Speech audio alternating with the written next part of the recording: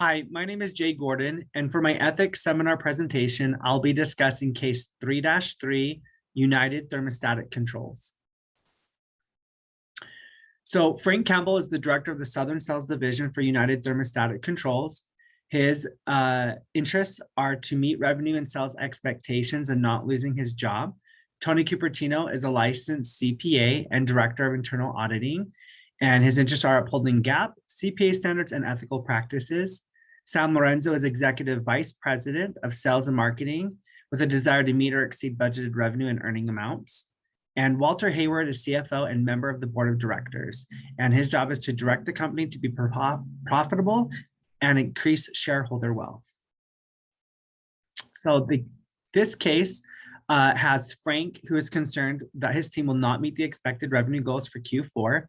And during the year of 2018, they were underperforming from Q1 to Q3. So it's very important for him to report favorable revenue goals and achieving those or exceeding. So Frank reviewed purchase orders to see which orders could be shipped out prior to year end and coordinated with the accounting team to make sure the revenue was booked by getting things shipped out early. Now, the problem here is that the internal audit staff questioned the appropriateness of $150,000 on two shipments. First, United shipped thermostats to Allen Corporation on December 31st and billed $85,000, even though Allen had specified a delivery date of no earlier than February 1st of the following year.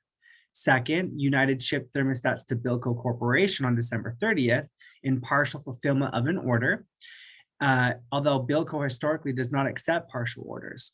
So when the internal staff brought the above concerns to Tony, the main concern was that the $150,000 that was booked meant that Campbell's division would have been below the budgeted amount for Q4 by $70,000 or 9.8%.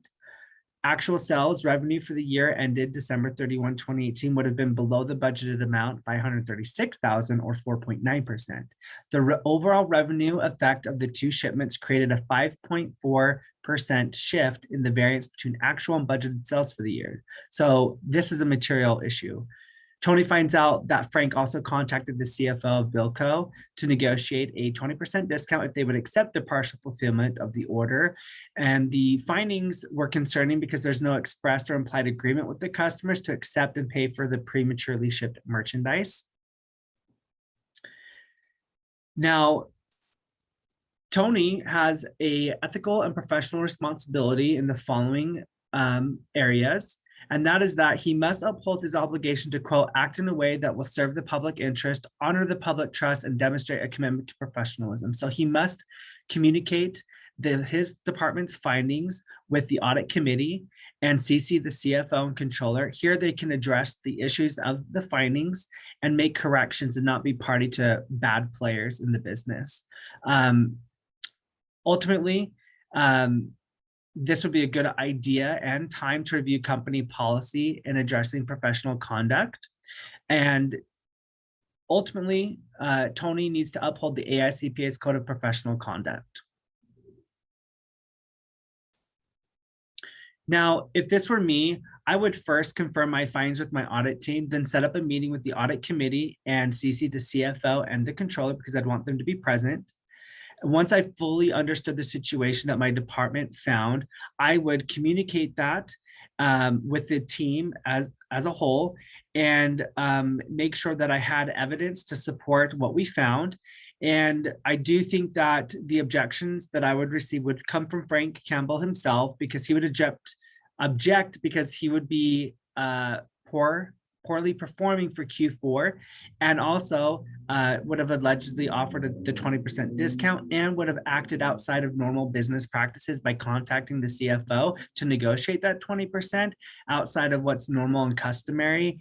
I think second, Sam Lorenzo would be the next barrier because, but I do think that I could get Sam Lorenzo on my side because he would understand the risks involved and I would aim to bring him aboard to correct his team's unethical practices.